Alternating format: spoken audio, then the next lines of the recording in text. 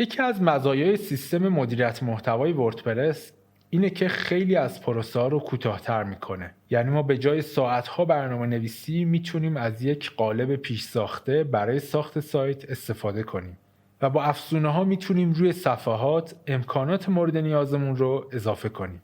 اگه همین الان دامنه تمرینیمون یعنی limuacademy.top رو وارد مرورگر کنیم، به این صورت نمایش داده میشه که قالب پیش‌فرض وردپرسه. خب این چیزی نیست که انتظار کاربران ما رو از یک وبسایت برآورده کنه. ما به ظاهر شیک‌تر و حرفه‌ای‌تری برای وبسایت نیاز داریم. راهش چیه؟ اینه که به وردپرسمون یه پوسته یا قالب هم اضافه کنیم.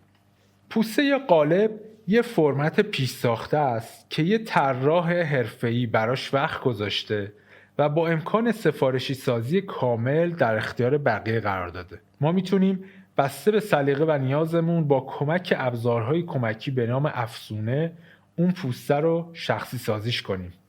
پیشنهاد میکنیم برای اینکه بیشتر با قالب‌ها آشنا بشید به وبسایت‌هایی مثل temforest.net سر بزنید و دموی قالب‌های مختلف رو ببینید و تست کنید.